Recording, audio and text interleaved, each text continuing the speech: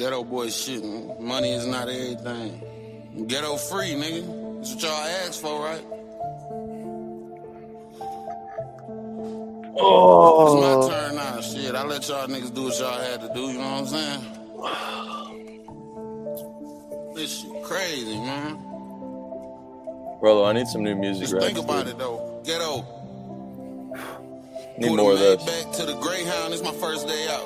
He used to be the brick man, he doing burpees now. I ain't never cooked the dope, see, learn me how I wake up and go get me some chicken like Thursday Child. It been a long time coming, it was quick though. 60 months in the feds, it wasn't shit though. Okay. Louis Tim's cost a whole pint of Trish O's. Rolls truck at the airport, I got a dip, bro. I got a bunch of shit to do, it's gonna be quick though.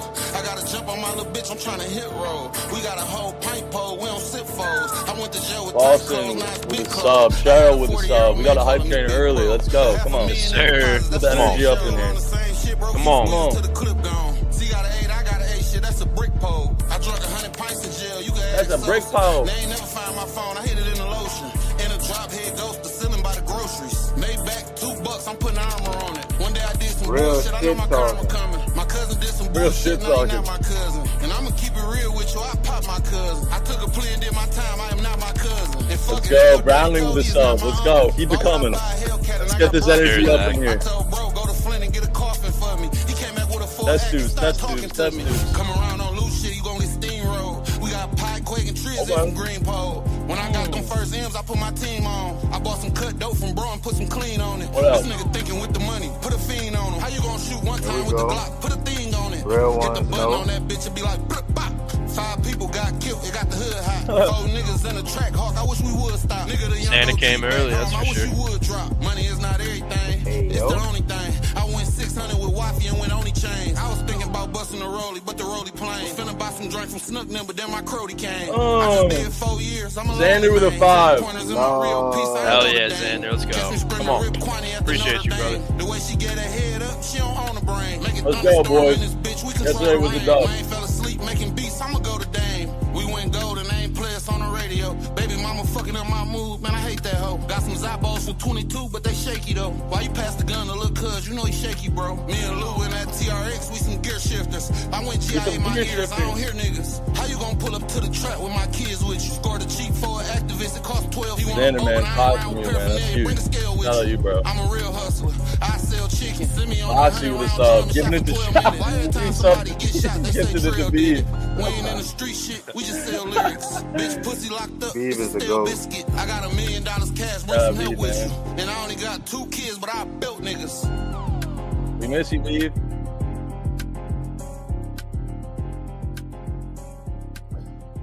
Woo! All right, man. What a day, what a day, what a day. We are back. Oop. And my camera's lagging, dude. I don't know what's good with that. That's good. Jesus, excuse me. What's good? Is it? I feel like I'm lagging. Yeah, I'm lagging. I'll come right back. Good. It's all good. Oh, it is? No, I mean, it's lagging, but it'll be fine. Let me restart real quick. I'll be right back. Do a little intro for the boys. Episode 63. Couldn't tell if he was here or not. Awesome. Let's see what we got here. Well, it's a good day today. Your Bears don't play today, right? How to start with that? Yeah, no. I'm very intrigued how that game's gonna go because I have zero faith, but that's kind of when they rope you back in. So yeah, got nothing to say. You act like we weren't just texting about this. I want to take it so bad, but I don't think I can. I can. Camera's all good. Yesterday was a W. I feel like we should recap that real quick. Bro, that was awesome from you yesterday with the props. You got hooked on the last one, right? Disgusting. No, it wasn't the last one. The worst part about it is I was talking about Georgetown. I liked them a lot. I was talking about Epps. I liked them a lot. And I thought PV had the best matchup. Honestly, he might have. He just shot like fucking shit, and he hooked me, yeah. Yep. Shot like 5 for 16 or something. It was crazy. We both lost our sweeps by 1 point because you lost that prop on the hook, and then I lost that Utah TT by 1 point too. And they lost. I don't think you watched the game. I doubt you guys did, but Utah missed a jumper with 1 second left to get Did over. not see that. Yeah, dude. But yesterday was a dub, guys. Right? Yesterday's stream was awesome. I need to start talking about the fucking CBV. Yeah, get those going, Rollo. I ain't gonna even lie. Did you watch stream at all yesterday, Rollo? No. You guys, I thought y'all had a space. Y'all didn't stream? No, we streamed yesterday. Trent came on. It was a W. Wow. Yeah, it was a W. Yeah, shout out Money. I have to go back and watch the VOD. Kyle was a wagon. I'm just posting this on my IG story real quick. So obvious looking back, dude. So obvious. Cal. Money Plays has been low-key locked. How do you do? He's Money Plays right now. He's not Steven. He's not Shitty Steve. He ain't Shitty Steve right now. Bro, you tailed every play from yesterday. Like, you're literally in the Cayman Islands right now. 20 unit day. Yeah, I'm trying to bring up that tweet real quick. Hold on. There it is. What up, Crutch? What's up, Token? Board soon. What up, Crutch? Keep it rolling.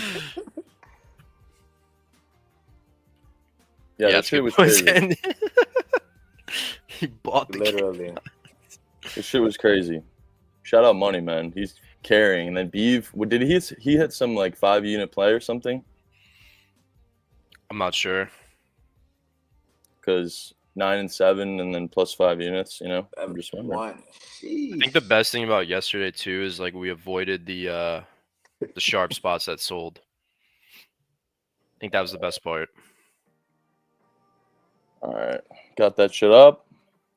Seriously, Sandy. If I could take anything from every gambler in Ramble, I would take DC's discipline. Dude, no cap. Yeah. No cap. Yeah, yesterday was awesome, man. Felt good. I mean, Ramble Saturdays, they came back right where we left off. So. Because the thing with Trent is he can only do home, like, not heavy favorites, but you know what I'm saying. Like, Jeff's favorite play was Dayton. That was like minus 110. No shot he was taking that. Right. No. Dayton with not that I'm a CBB play. Sharp. Yeah. SMU was just -4. He wasn't about to put that in the Fugazi. I think he did actually. He took the money line, I think. Oh, he did? Who? I think so. Trent, right? What? Arizona? SMU money line? Oh, I don't think he ended up doing it. He put it in Arizona. Oh. That loss was that was crazy. I mean, we called that on stream too.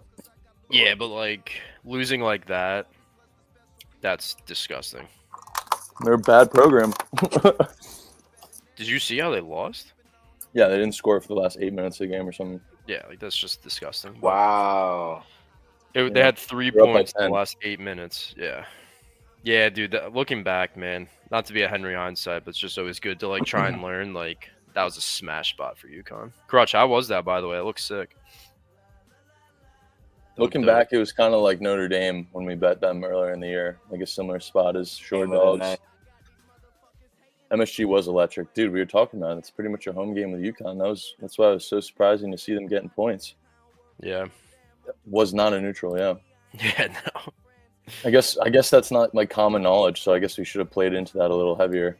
All right, well, cool. Let's talk about some NFL, boys. Yeah, Sandy, you need it, bro. You gotta level up those guns. What is he talking about? Of course. I said double XP on COD. Yeah, Sandy, we'll run some later. Don't you worry. All right, let me show the screen real quick. Let's talk about some of these games. I have 2 ladders on team totals today. I'm excited to talk to you about them. Uh-oh. Yep. One a reverse ladder on the under and one on the over. But we'll start with the first few games on the board. Royal, please help me change songs, by the way. I'm working a lot of stuff at once. Got you. Excuse me, that's really rude. I'm a bad streamer for that. Sorry about that. Thank you guys for all the subs, by the way. Boxley, Xander, Brownlee, Boston, Cheryl. You guys are goats for that. Shout out Sandy. Rollo, what are your thoughts on Miami and Houston? I got one play in this game, but I'll let you guys kind of top it. You want to start, Rolo? Because I'm pretty torn on this one, to be honest with you. I'm just going back to the wagon of this NFL season and taking Houston first half. It's -1.5 on FanDuel. I want to say how many games are we into the season? 15. 14, they 15, are numbers. Well, they haven't covered the first half twice at all this season. So do the Twice math. in a row, you're saying? 12-2 on a season. You're saying that Houston hasn't covered back-to-back first halves? No, I'm saying they're 12-2 on the season. In first ATS on the first half. So they got to be the best in that wagon. They must be number one in the NFL with that type of record in the first half. I had no idea. Yeah, I mean, I didn't notice it until last week, and now Sandy's on Houston full game, so first half is gonna hit, get in and get out. That's how we do it. I like the way I backed Miami. I think Miami's going to be trailing a bit in this game. I'm actually backing Tua. I saw Sandy on his under yards. I like his longest completion. He's under 3 straight weeks. I think Miami's offense is actually starting to click somewhat, and I'm expecting a big play to come out of the passing game today with Tua. His passing yard line is at 270 in the mid 270s. It's insane. Miami TT under, really. I mean, I'm not looking for any points out of Miami. I just think there's going to be a deep bomb in this game with either Waddle or Hill. That's something that hasn't happened in the last 3. Tua's interceptions props are juiced heavily to the over as well. Just kind of feels like a game Tua is going to be slinging it in every facet. So I want to get in and out with a big play with Tua. He's definitely capable of it and somewhat of a buy low spot. So I'm liking Tua longest completion. I don't know how you feel about that, Royal. I don't hate it. I mean, I'm never going to not like that in this Miami system. I was on Waddle longest reception last week. I mean, a hit on the first drive by the hook. So I always lean that way. It's a good match. It's not like a good matchup, like saying Texans are bad, but like I would assume Miami's going to be trailing at some point, which they're going to have to throw the ball. One thing that I'm torn on, which kind of plays into this, is I was talking to Token about it. Jonnu Smith, he's kind of the reason, like his ascendance, whatever that is kind of why Tyreek Hill and Waddle have taken a step back, if you will, because he's been insane. Like he's been having a career year. He's been a whole reason, I think, why their offense kind of found the spark past couple of weeks. And Houston's very heavy zone, and he just destroys zone. Now, the reason I'm torn is because Houston is like elite versus tight ends. They allow like 3 third lowest yards to tight ends, but a lot of that was with Azeez Al-Shaair, the scumbag that absolutely tried to murder Trevor Lawrence. So he's a very good coverage backer. So I don't know how much that's going to affect it. And also, like Jonnu Smith isn't your typical tight end. He's more like Kyle Pitts. Like he's just a receiving threat out there. So right. I think he could pop off for the longest. Obviously, Cheetah and Waddle for sure. So I definitely like that. Yeah, I don't want to pick between the 3 receivers that they got, 3-headed snake, if you will. Yeah. He's been insane, I love dude. it. I love it. Devin with the Phillies -1.5. Not yet, bro. We got a few more months. How did they not send everything for Kyle Tucker? But we don't have to get there. I mean, fucking Cubs, man. Just constantly pain. Should we move on from this game, or do we want to? Yeah, I mean, I'm torn on the side, bro. Like, I feel like there's like no hype or buzz around Houston anymore, just because they've been like kind of mid. I mean, lost to the Titans, barely beat the Jaguars, beat up on Dallas. I mean, they played a close game versus Detroit, but it's kind of just been downhill from there. Kind of feels like a good spot. Problem is, like, they play in a dome, so like I like that for Miami, as crazy as that sounds, but I don't know. This Miami team is so weird, man. They're so hard to read. Like, it seems like they were catching their stride, then they got obliterated in the cold versus Green Bay. Now they're kind of back. So, yeah. I don't know. I mean, both these teams have struggled to cover this year. So, seeing a short line like this, it's kind of tough to really get an edge on either side. Yeah, not to toot our own horns, but like we all kind of called this, right? I mean, the hype that they got was justified. It was a little out of control, but you got to think it's first-year coaching staff, first-year OC, rookie QB. Like, all these teams have a full year of tape on them now. Granted, they have been injured, but like when it's so new, it's hard to stop, So they had a full offseason to like watch how to stop the Texans. So, yep, it's interesting. Miami's way harder too. Sorry, you'd think Miami was a better ATS team at home this year, but they've actually been better on the road, which is interesting. So everyone talks about how Miami struggles without the warm weather and being in their own environment. So it's kind of interesting seeing that trend this year. Yep. Let's talk about Washington and the Saints. I know you have somewhat of a heavy lean on the side, so kind of. I mean, I think the Saints can find. If I had to pick a side, it'd be the Saints. It really could just be easy as Washington, but the way that I'm looking at it is, if this QB for the Saints can like move the ball like just a little bit, they're going to be able to run the ball on them. Problem is, they're going to start by loading the box because you don't know how this QB is going to be. You're going to make him beat you. So if he can get the ball out and like move the ball passing wise, I think they'll have success in cover, just because I think it'll be a close game. I mean, we kind of seen Washington isn't, as elite as their record shows. Like, they're very beatable. Right.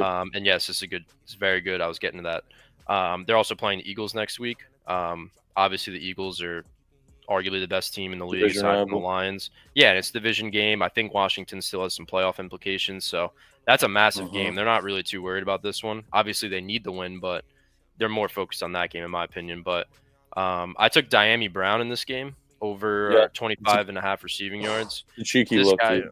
Yeah, I mean, the reason is, Rolo knows why, but Noah Brown's out. So the other guys are going to be Zacchaeus and obviously Ertz. But this dude is, again, talk about coverages a lot, but he rips up man coverage. And it's honestly a system like me and Rolo play. Like, these guys that kind of run like the short crossing routes and the scat guys against the Saints, they really have a lot of success. Like we saw with Lad McConkey, Puka, all these similar type receivers, which Dyami Brown is. So, yeah, exactly. So I really like him. I mean, without Noah Brown, he's the number 2 receiver. He played, 75% of the snaps last week. So I like him. I think he can. I like that, dude. Get 2 catches for 15-ish yards. And that's all. Tell you what, nobody's going to be betting on him today. Everyone's going to be focused on D-Rob and Terry McLaurin. So I like that look a lot, bro. And it could be literally 1 or 2 catches. So I don't know if they'll be trailing at some point, but Noah Brown's on the IR, so they got to start developing, number 2 receiver. I like that, dude. That's a cheeky look. I might have to tail that. That's one of my There's something about their slot corner too. I know Token always brings it up, Rolo, but you always say their slot corner is like really bad in coverage, I think. Alontae Taylor. Yeah. Really? He's not the best. I took it last night. Surprised. I haven't heard any Dyami except for Royal today. Feeding the Saints secondary is on its way to solving world hunger. Yeah, pretty much. At least so far this year. I don't have a. Do you have something in this game, Rolo? Yeah, Jaden Daniels rushing yards at 40.5.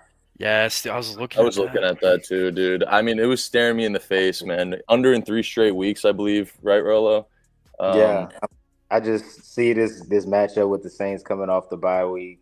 That's the only way that he's going to be able to stay in this game. He's got to extend plays because they're going to be coming at him. So 40.5, I think that's not too high of a number. Honestly, I feel like we got to get there, Royal. Like, we were talking about that last night. Rolo signs off on it. I feel like the matchup's beautiful. It's he's so hesitant, it seems, as of late. Yeah, he used to play football about an hour from the stadium that he's going to be at today. So that's a good point too. If that means anything to him, where he won his Heisman at. So he's under in 4 of the last 5, under in the last one, but went over in that game versus Dallas, which makes sense because the defense is horrendous. Parsons was living back there. That too. All right, well, we can move on. Jaden Daniels rushing is a decent look. I don't know if I'll get there, but I like it, Rolo. And I like what you said about Dyami. So the one that the reason I didn't get there is because you look at teams that get pressure, only 18 yards versus Philly. He had 7 carries. Honestly, same with Pittsburgh. He only had 3 carries, 5 rushing yards. So I don't know. I mean, he had 9 carries last week, which is very intriguing. But it's a good point, Token, because he's been so hesitant. We saw it with Jalen Hurts a lot last year, saving his body for some of these bigger matchups. So I could totally see that Jaden throwing the ball a little bit more, so he's prepped for that Philly game.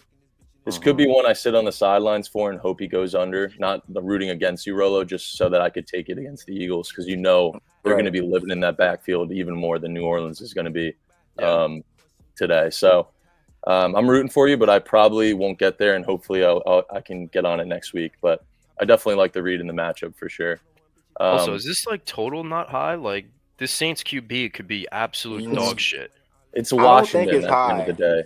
I don't think it's high. I think this is a regular Saints total. But like this 42 new QB though. Pretty sure Taysom Hill's still out. Like they're so beat up too. Yeah, I don't think the quarterback is the issue. Well, I'm saying it's so unknown though. Like he could be terrible. No, he could be. I mean, he's played a few games. This is his first start, but he's played a few games. No, I know he's come in a few times.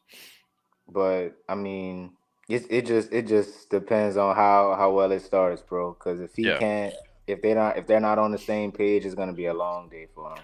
Well, like I said, they should be able to run on Washington. It's just the only reason why they wouldn't is if Washington is like loading the box because that QB can't hit the throws. Right. If he can hit the throws and if they can't load the box, then I think they're gonna score pretty easily. Yeah, Kamara's definitely crazy, bro. He has the most rushing yards ever in his career in a single season. He almost has 1,000 yards. This shit is this crazy. year. Yeah, he's never ran the ball so as much as he does. You're right, because he's a receiving back, but he could easily rush for 1,000 yards. It's just and this is the first time he's probably gonna do it. He might get it today. He's got 938. He just gets so many touches in the receiving game too. Wow, that's actually a really weird stat. Well, they've always had like someone else too, like Jamal Williams, Mark Ingram. I forget the other guy, but yeah, they always had like a duo with him. And other weapons to begin with. I mean, all the receivers are hurt as well. Yep. Like Slant boy, wide receiver 1 and 2 are both out. I mean, Olave got So, all right, Jets Jacksonville. This is the grossest game of the day. I'm gonna mute up on this one. I got nothing in this game. I'm totally fine with just skipping it, to be honest with you. Yeah, me too. I mean, I got nothing. I think Jets cover. Probably is the spot. This is the same line that Jacksonville had last week. They won outright against the Titans, I believe. Yeah, I'm this week. Dude, just like I just avoid the Jets with a 10-foot pole every Sunday. It's just simple as that. Jags are in that category too. They don't respect coin. Jacksonville's in that same bucket. Like laying points on the road with the Jets against one of the worst teams in the NFL. Like I just can't do it, man. I can't do it. I don't want to get burned by either of these teams. So I just can't get there with anything. Let's just move on. Dallas, Carolina. This is a super interesting game because I think sharps, or at least like people on Twitter, are going to be split in terms of the sides. One way to look at it, Dallas has been absolutely awful, and they don't deserve to be laying points against anybody, especially with their quarterback situation. But on the same kind of conversation here, Carolina's probably played one of their best games against the Eagles, who look like a dominant force in the NFL and a real contender, covering that game and almost beating them on a drop pass. Yeah, from Leggett. Nigga dropped the pass. Yeah, from Raccoon. Well, here's the way. Raccoons after that. Here's the way I'm reading it, which worked for me in college a little bit. Is you kind of just mentioned it. They played really well versus the Chiefs. They played really well versus Tampa. They played really well versus the Eagles. A lot of people are going to consider that they should have won the game. This is the game they should win, right? Against shitty Dallas with Cooper Rush, everyone that's injured. This is the spot they get their win at home, right? You don't think so? I don't think so, no. Dude, like Dallas is like they got a lot of shit going on. There's a lot of turmoil, but like they're starting to click on the field a little bit, specifically on offense. They're getting healthy. They're getting Ferg in his second game back. Well, Max Gion will get into that. But like Rush isn't like horrendous. He's not a star QB, but he's not losing them games. He's moving the ball. They're scoring. Rico Dowdle in the run game's been heating up. Like Carolina's defense isn't anything special. I know they've been a little better, but they're still allowing like 20 plus. Granted, these teams and offenses are very good, but I would lean Dallas here all day. Royal, would you sign off? I have Cooper Rush passing yards written down. What do you think about that? I definitely lean it. I think they are going to sell out to stop Dowdle because I think that's a lot of the reason why they've been having success because he's had 100+ yards in 2 or 3 straight games. And that run, if you can stop the run, like you have a good chance at winning games usually. So I don't hate that at all. And I personally like Ferguson. Kind of sold everybody versus the Bengals, but it's just as good as a matchup versus Carolina. Zone heavy team, which Ferguson really eats against. This is his second game back. Not to cut you off, but no, you're good. I just want to bring this to everybody's attention. When an NFL player gets injured, his first game back, he doesn't do as well. But the second game back, I've noticed 3 or 4 guys have scored a touchdown.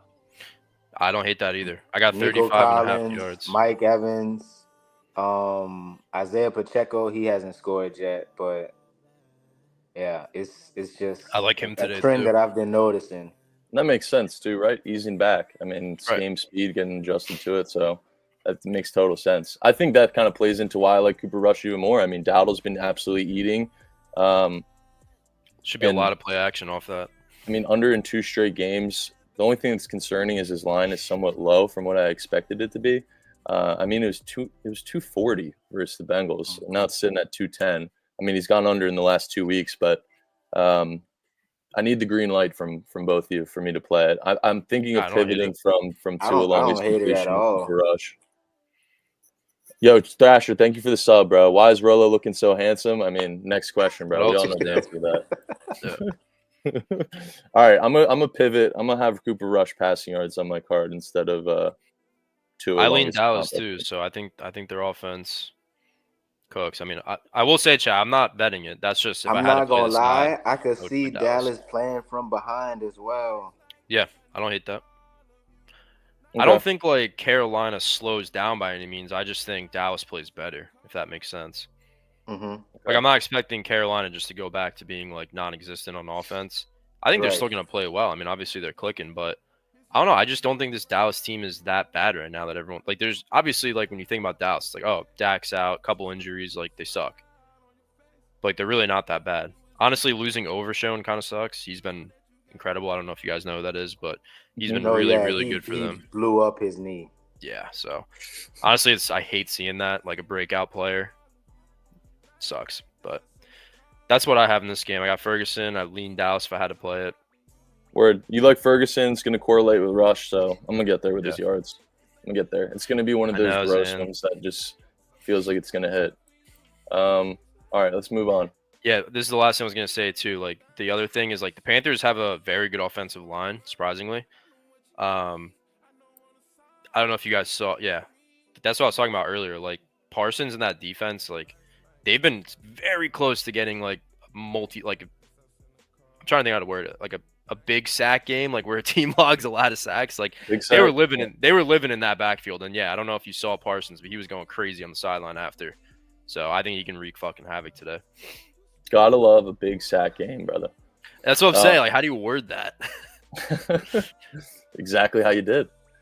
All right, cool. Biggest spread of the game or of the day today. Baltimore laying 2 touchdowns and a field goal to the Giants.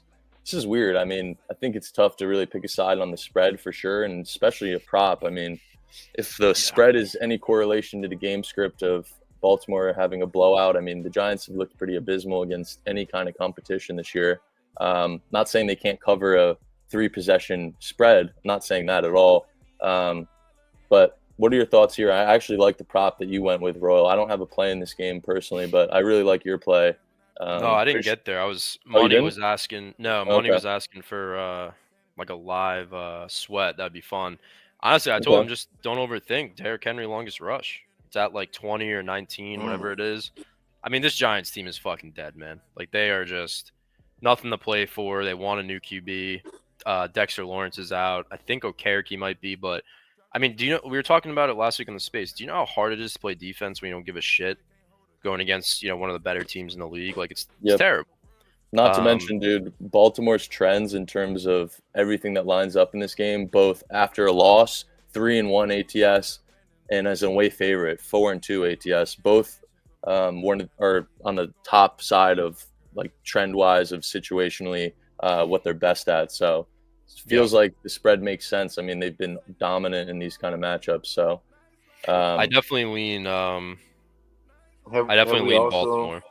Have we also looked at Lamar's record against the NFC? Period. Dude, at the end of the day, it's 17 points on the road in the NFL. Like, I know it's the Giants, but it's 17 points on the road, dude. That's saying they'd be laying 21 at home. Token.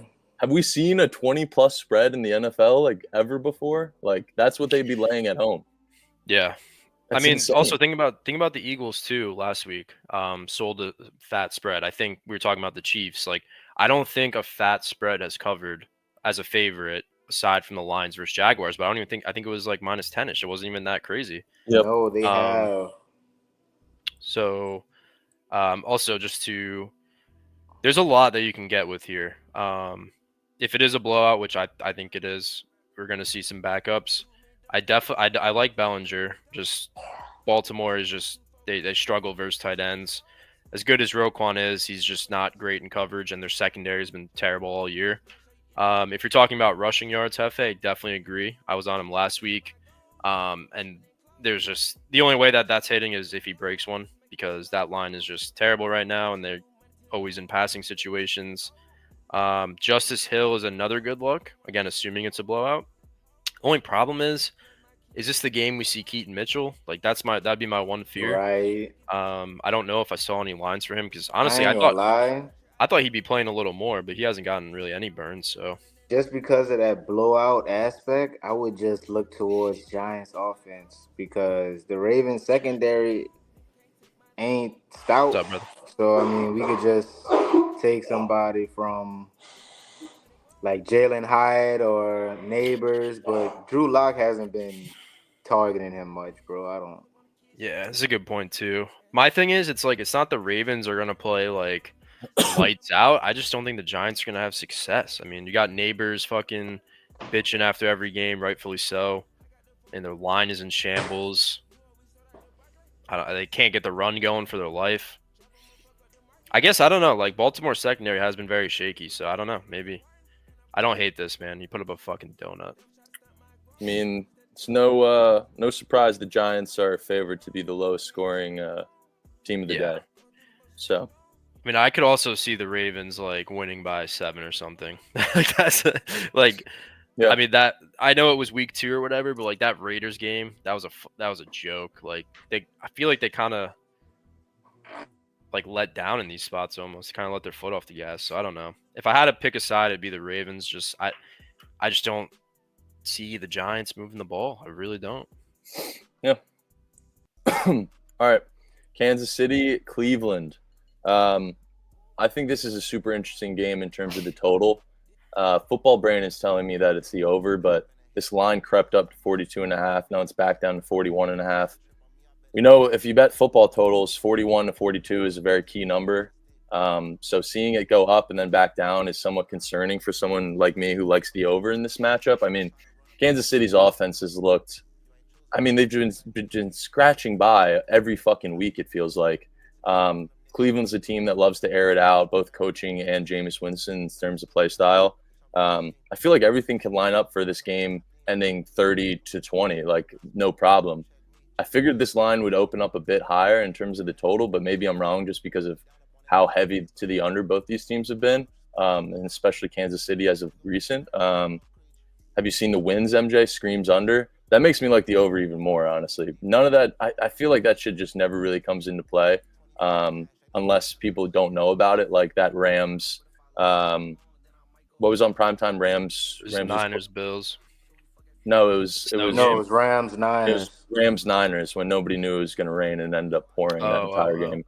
Everyone was slamming the over. Nobody had any idea the weather was a factor, and then it went under. I feel like weather is only a factor when nobody is talking about it. You know what I mean? It would definitely benefit the dog, you think, Nikki? Yes. I don't know. I think Pacheco has his fucking way today. I believe it. You look at Cleveland, like the way they're schemed offensively is completely air raid. So like, I feel like it's not really underdog or favorite. It's more so how the team plays personally. But Thrasher, thank you for the sub, dude. I think I thank you. I'm not gonna lie, chat might have just sold me on Travis Kelce today. Yeah, he's from Ohio, and he's from Ohio. It's also his morning. Girlfriend's birthday. Damn. Double narrative. Yeah, but I mean, I like the Browns to cover. I'm not gonna lie, I like the Browns. Unwavering faith, ultimate belief, dependent on God. Famous Jameis Winston. I mean, you really could have faded the Chiefs since week 8 and been a billionaire at this point. I mean, almost completing the ladder challenge. Chiefs haven't covered in 7 straight games. 9-0 in 1 score games. Can't knock it. I can't get there with a spread. I think I'm going to avoid Kansas City Chiefs games on the spread. They're just, to me, they're impossible to read. I thought Kansas City had a great spot versus the Chargers, laying what I thought was a big number, winning by 2 touchdowns at halftime and then completely shit their pants. So I'm not getting there. I don't want to fade Kansas City, especially where I see a blowout win for Kansas City right around the corner. Like, I have a hard time believing, like, they're going to keep on scraping by and getting these dubs. Like, either they're losing outright or they're going to start blowing teams out. Like, that's really the way I see. I mean, if you're getting value on the Browns, just take their money line, bro. Honestly. With a guy like Jameis Winston, who's going to throw the ball 60 yards downfield, whether if he's up 20 or down 20, I don't see how this game could get out of hand. Well, that's why I wanted to take the over. But like I said, the total just being so low, it's just somewhat concerning. But that being said, I do have a unit on it, so we'll see. Anything else in this game, boys? I mean, I would lean. I mean, I like the Chiefs to win, obviously, but reason being, I think the run game is going to be borderline unstoppable. Not that they're going to run up and down the field, but I think they're going to get chunk plays on every drive. I think they're going to get long sustained drives. That's why I don't love the over, because I think they're gonna drain the clock. I mean, this is sounds crazy, but this is a big mismatch in the trenches. Cleveland's front seven has been shaky all year, and to me, their stats are skewed because Myles Garrett just sometimes has these games that nobody else can do in the league. Maybe aside from TJ Watt, but spawns in with like 3 sacks, 2 strip sacks. Like, a lot of their shit's skewed because of that, but front seven's been shaky. They're missing, their starting linebacker still. One of their DBs is out. Their D-line is just, to me, it's not very special aside from Garrett. And the Chiefs' O-line, in my opinion, is good enough. I mean, they're in a game plan for him. Sure, he might get 1 sack or cause some pressure, but like, I don't think it's going to be that massive Myles Garrett game. But I do think this is the Pacheco game for sure. I took his longest rush at 15.5. Yeah. This is his 3rd, 4th game back, so. Yeah, I think he's good to go. I think he's going to get the bulk of the carries like he did. His line reflects that. I mean, Kareem Hunt's line is pretty low today. Obviously, he'll get a few, but I took longest rush 15.5. I just want to get in and out. I think he breaks a 20-yarder at some point. But yeah, I think they're going to just ground and pound with those two. Has nothing to do with the weather. It's just the matchup, but weather definitely helps that. I mean, it's hard to tackle in the rain. It's hard to throw in the rain, so. I definitely want to back Kareem Hunt, knowing that he's going against his old team today. But that's a good point as well. I think he'll have success. It's a matter of how many carries he gets. Right. Like, I want to take him to score a touchdown, but he might not get any red zone opportunities. Yeah. I want to say, chat, there's 100 people in here. Feel free to drop your comments and your props that you like in this game, too. I really want to hear your guys' perspective. I want to see chat moving every time we talk about these games. It's not just us. Adam? Speak of props. Speak of props, Adam's got fat belugas. All right, let's keep moving. Cincinnati, Tennessee. So, Rolo, I bet you could guess which guy I'm backing today on the Bengals. Just take a guess. On the Bengals? Tyler Boyd. No. Close. Going against his old team? Fuck. Somewhat close. Jamar Chase. No, I'm going to be on T. Higgins receptions today. Okay. Respect. He killed everybody last week. So, and that's exactly right. It's a guy that I love. I mean, going back in the NFL after he sells the community and what I think is a popular prop, I absolutely love going back to. T. Higgins is probably top 3 on that list in terms of last week. Had 2 catches. I think a season low, actually. Seeing his His receptions at 5.5, juice to the over. I mean, this is a guy that usually sits at 4.5, 5.5. Was at 6.5 against a bad Dallas secondary at plus money and sold a lot of people. It was a Jamar Chase day. But yeah, man, T. Higgins. I love his matchup today. I mean, purely from a buy low perspective, it's a guy that hasn't gone under this line 2 straight weeks. First time he's doing it is these last 2. So it's purely a buy low for a guy that's super efficient when he gets the ball. I think a focus is going to be to feed him the rock. I don't want to necessarily back his yards. I think that's a great look too, but I think receptions is one of my favorites. This is a guy who has, 7 to 9 catches in some of these games. So perfect buy low spot and sell high with Jamar, honestly, too. I do like the fact that Joe Burrow is one of the best passers in the NFL and playing one of the best passing defenses in the NFL in Tennessee. I'll back Joe Burrow in what people might think is a good matchup to back Tennessee with their defensive metrics. So I love everything about it. Somewhat of a fade on Tennessee, whose I think season is dead. Like Bro said earlier in the stream, it's a lot harder to play defense when your season is over than it is to play offense. I don't think Cincinnati's receivers are going to struggle in any facet today. So absolutely love it. Absolutely love T. Higgins. And listening to you say that, all I could think about was literally that was a primetime game, right? I believe so, Bengals last game. Yeah, versus Dallas. This Sunday night, I believe, yeah. After the game, like immediately after the game, T. Higgins tweets, I know with a laughing emoji. So he knows like he sold everybody, right? So yeah, I definitely wouldn't mind bagging him today. Yeah, so I had I had my tinfoil hat on with this because there's a couple of things. Like I'm pretty sure Jamar Chase is the leader in the Triple Crown. Yes, that's why I like him today. Right. That scares me a little bit. But on the other hand, T's contract's up. So do you force feed him the ball? Let him know, like, we want you here. Obviously, they publicly say it, but they got to show it too. Like, do they just feed him, like, we need you here, we want you here? Because there's teams with a lot of cap space that don't have a star receiver, a number 1 receiver, where obviously he would make a huge impact. I know the Patriots, for one. Patriots, shout out Clutch. Yeah, so like teams like that are gonna throw a fucking bag on him. That's gonna be hard to pass up. T just signed Jamar's agent. Yeah, exactly, DC. So there's a couple of things here. That's what I'm saying. And like, I want to see how many targets he gets, or are they gonna try and boost their guy Jamar? Obviously, so it's a couple of things. But I definitely think, I don't know if you guys talked about side. I think it's kind of closer than expected. Come on.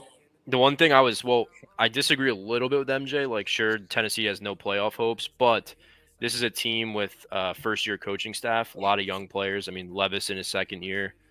They need to build a foundation. So, like, I think they're going to still be playing hard. A lot of them are playing, for their jobs to be on the team next year, especially Levis himself. But also, I don't see how Cincinnati is going to stop Pollard in the run game. I mean, that's something that's been consistent all year against everybody.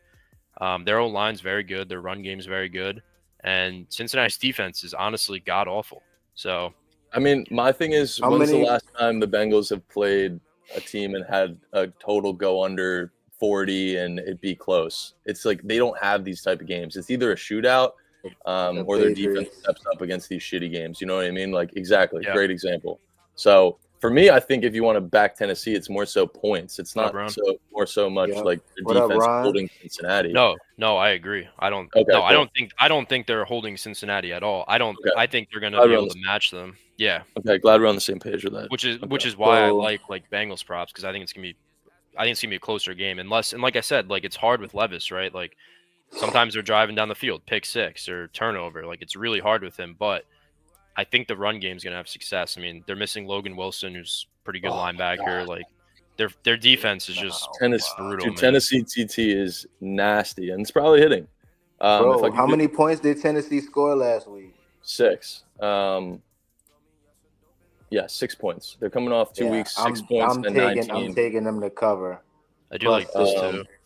Dude, honestly, take their team total. It's a way safer look. I don't want to say safe, but they're not covering if they don't hit their team total. They're just also forgetting something here too. The Tennessee head coach was the offensive coordinator for the Bengals Yeah, wow, that's They're at 19.5 juice, Bro, 20.5. That's crazy. They're covering, bro. Plus Just take the 6. team I'm total. telling you, they're covering and it's soaring over. Dude, you don't want the Titans to lose 30-20 and them go over their TT and the Bengals to fucking cover in the fourth quarter. You just don't want that to happen.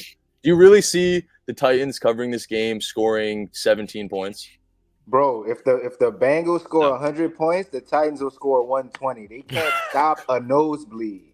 I promise you. I'm gonna take the 6 points. They got a lucky cover last week in prime time, but I'm gonna take. Let me talk you off it. I definitely sign off on the TT for sure. Real quick before we move on, chat. Need your help on this. You know who I was looking at last night. Token, if you're still in here too, I know matchups better than anybody in my opinion, but we know how bad Cincinnati is versus tight ends. Kind of saw it last week. Like Ferguson got a ton of targets. Schoonmaker had a catch or two, I think. Like, is it Kungwu or not a Kungwu or whatever his name is, Chiggy? Like, is that a good matchup today? Like, I kind of want to target somebody on Tennessee. I got a guy you could target. Well, don't even say Calvin Ridley because I will never bet on that guy again. Bro, that guy's I parlayed his yards with Jamar touchdown. Yeah, I lost, buddy. Plus 175. Take it Tyler Boyd revenge. Yeah, I don't know. I mean, I was just looking. His line is super high, I think, because you could go Westbrook Akine. He's quietly top 5 in receiving touchdowns this year. Yeah, I know. I just want to see what chat thought because his line's super high, and I think it's telling because the matchup's really good. But I don't know if I want to get involved with that. I got a ladder in this next game in Patriots Arizona. Do you know what it is? I think so. Yeah. Arizona TT. Arizona TT. So a market to look at when you're looking at team totals. Game of the week. A market to look at with team totals is highest scoring team Sunday only and lowest scoring team Sunday only. So out of these 5 teams, which one is not like the other? Ravens, Lions, Commanders, Bills, Cardinals. Ravens, Lions, Commanders, Bills, Cardinals. So why are the Cardinals at the same odds to be the highest scoring team as the Bills, Commanders, and Lions with only 200 points off the Lions? Please tell me. They're off 2 straight weeks of horrible offense. To me, this is close to 40 points coming out of Arizona today. They're laying a fat number. I know it's New England, but you look at Arizona and seeing how bad their offense has looked in recent weeks. 18 points against Seattle, Seattle's defense, give them credit. They've been looking better than earlier. Williams. Right. They've been getting some guys back from injury. So Seattle's defense has been looking more stout than the beginning of the year for sure. And Minnesota, 22 points and 6 before that for Seattle, and a weird matchup with only a week in between. So under this number in 3 straight weeks, 23.5 is the number today. I laddered it up to, the total's at 26.5. I laddered it up to 32. I think this is a great spot to buy low on Arizona's offense here. Personally, I don't know what you guys think, but I absolutely love it. I laddered it. I took him to Drake be the highest May rushing yards again. I went back to I went back to Drake May rushing yards. Yeah, I don't hate that. If it ain't broke, don't fix it. I don't hate that at all. I mean, I definitely like it. I think it's a good spot. I mean, Patriots' run defense has been pretty bad as of late, and I kind of said it last week. It's correlation. Cardinals score a lot of points. They win, except for last week, honestly. But when James Conner does well, everything kind of starts and ends with him. Opens up the passing game, opens up play action. One thing that kind of scares me is Gonzalez shadowing Marvin. I think he can give him some trouble. But they do have Trey McBride. Michael Wilson's been pretty solid, honestly. They got some other weapons, my point, but I don't think New England's Kyler, dude. I mean, I ain't gonna lie. Kyler has not looked good. Vinny. No, he hasn't. So you don't think he'll shadow him though, Degen? He's been known to shadow in the past, and to me, he's not going to shadow McBride, and the other receivers aren't really guys you got to worry about. Obviously, Wilson's a respectable receiver. Dortch is, decent at times, but Marv's their guy. He's their clear number one.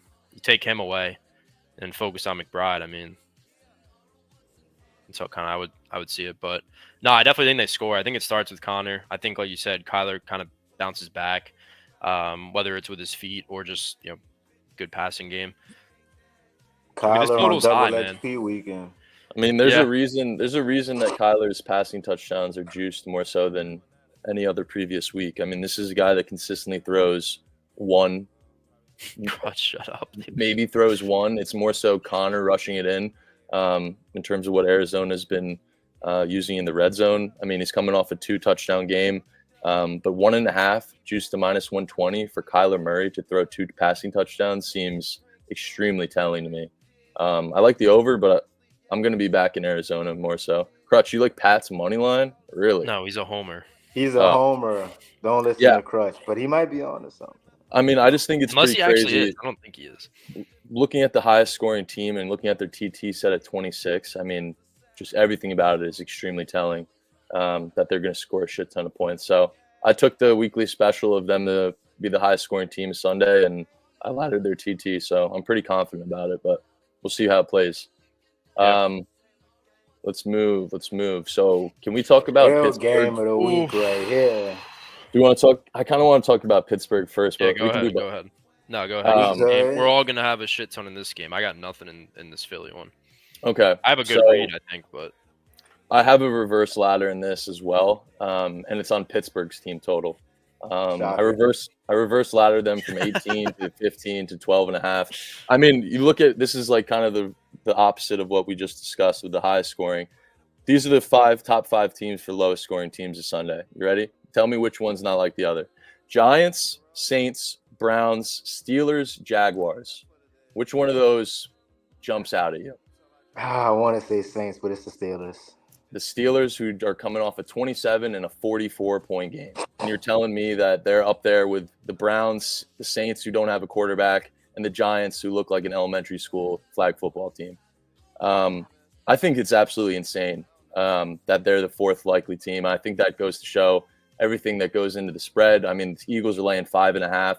And you look at the Steelers, like nothing to discredit their 10-3 season so far, but what good defenses have they really played other than Baltimore? You can make an argument the Chargers and Denver. I mean, that's really the only defense that they've really played. They're coming off games versus the Browns and back-to-back matchups with only a week in between. The Bengals, Washington, the Giants, the Jets, the Raiders, Dallas. Like they've had a pretty easy schedule in terms of offense. This feels like a wake-up call, especially as of recent, coming off games versus Cleveland and Cincinnati. Philly's defense is going to wreak havoc.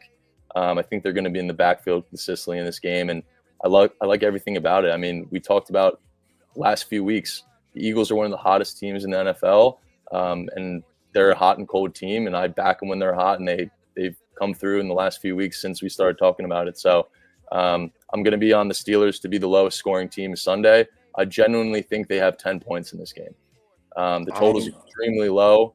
Philly's defense is coming off somewhat of a snooze fest with Carolina and laying close to a touchdown against a really competent Pittsburgh team who's been one of the best teams in NFL in terms of ATS. Feed me Philly on the spread and feed me Pittsburgh TT under. Sitting at 18.5. Tell me that doesn't look like the easiest fucking bet on the board, regardless of it's Philly's defense or not. Like Russell has looked awesome. This offense has looked efficient.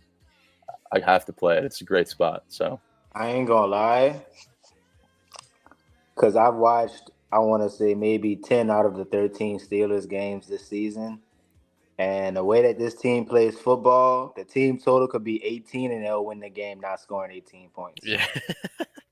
I've seen them do it twice, not even scoring a touchdown, still winning the game. There's a narrative going around about Russell Wilson being in in-state games. I don't really give a fuck about that, but I've been saying this all year. I don't think the Eagles are good. I don't think they've played a good defense at all. Maybe the Buccaneers. That's crazy. But I don't think they've played any good defenses at all. And I think this is the game that they'll actually be battle tested. Oh, for sure. I mean, I wouldn't feel comfortable laying the spread with Philly, to be honest with you, because, man, I love the spot. Obviously, poor showing last week, but Yeah, I mean, I think the spread is a point and a half fatter because there's no Pickens, right? Like, how's Pittsburgh gonna move the ball? I don't know, but I don't think they put up points. I do agree there. Token kind of nailed it. I mean, I don't see a world. Well, see, this is tough. Like, matchup wise, Philly should be able to do whatever they want, but I mean, Mike Tomlin is a different type of coach, so I don't know. This one's tough. I mean, I think it's a little inflated, but I definitely like their defense. I love Philly's defense. Kind of said it from day one. I think it's gonna click, and obviously we've seen that. So I think Pittsburgh definitely, on paper, they should struggle here, but I mean, when everyone's out on Mike Tomlin, he finds a fucking way, man. That'd be my only fear. Mike Tomlin as an underdog. All right. No, I'm not saying I'm like. All I'm saying is that cautious? Are you cautious about that at all? I really could give a fuck. That's my dog of the day. What does that mean? About Tomlin as a dog? Like, I could. No, not saying that. Like, he just like. Yeah, I mean, it to me is a massive coaching. So you're telling me that Pittsburgh, the best team in the NFL ATS wise this year, getting 5.5, is a hard button to press? I'm not. It's just after the Eagles just almost lost outright to the Panthers, and nobody believes that this team is actually good. I'm not saying that. Everyone's Rolo. The whole NFC South. I'm gonna be honest here. Rolo's fucking tripping. The Eagles are nasty. They're top. I think they're the second best team in the league. Top to bottom. They're offensively legit, bro. Their defense is disgusting. Bro, all due respect, fuck the Eagles. Steelers by 1 billion. Y'all ain't hurting my feelings. Y'all are not hurting my feelings at all. No, it's just to me. I haven't seen a lot of Steelers on anywhere. Like, a lot of people that I know or trust in this community, they're on the Eagles. I mean, it's an obvious bounce back at home, and you're getting. Yeah, of course. Y'all played the Panthers. That's exactly. And like, what? I think a lot of people are getting duped with no Pickens. This is the second game without Pickens. I know, but like, I haven't really. I mean, the only person that said in this chat was Boston. Like, right here, wherever it was. He's the only person that's mentioned the Steelers' depth will definitely be tested because they don't really have too many guys. But bro, I don't think that. I think Nick Sirianni is going to get out coached, and that'll be the reason if they lose. I think it'll be on the coach. It won't be on the players. They've been over this team total in the last 7 out of their last 8 games. Yeah. Bro, no, I'm not saying the team total not gonna hit, bro. No, I know. I hope they go under 18.5. That makes the plus 5.5 for me an even better position. The reason I'm scared, it's like because I agree with everything, right? Like, I think Pittsburgh is, aside from like coaching aside, like the product on the field, they're up against the wall. Like, Philly has an advantage to me in every single aspect. Defensive line, defense, offensive line, playmakers, I guess quarterback. I don't know. We won't talk about that, but let's not talk about quarterback. I mean, Saquon, there's an advantage. Russell Wilson above Jalen Hurts. You put him behind that old line and those receivers. I don't know, with me, bro. No, you were just fucking with me. Stop. Do you forget he was one of the best QBs in the league? Stop, dude. Entire decade, dude. What are you talking about, dude? Jalen Hurts fucking sucks. Like, it's that simple. Yes, he's fucking terrible. He is fucking god awful. But oh my god, but that's the point I'm getting at.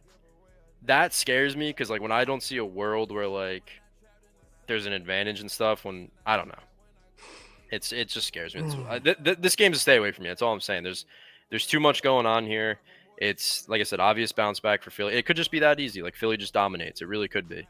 So, I don't know. MJ's forgetting about Mr. Unlimited. Yeah. Mr. Unlimited. See, when he throw about 3-4 moon balls on Chauncey's head, and he can't cover it.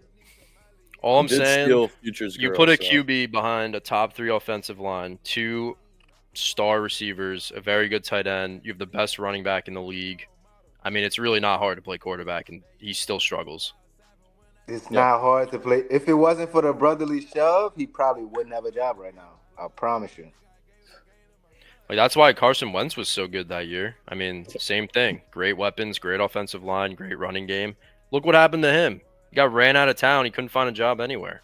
Nick Foles. That's what I'm saying. Like, it's why Jared Goff is so good, man. I'm not trying to take anything away from Jared Goff, but I don't think he's as good as his stats are. I think it's so easy for him, and he has more confidence than ever.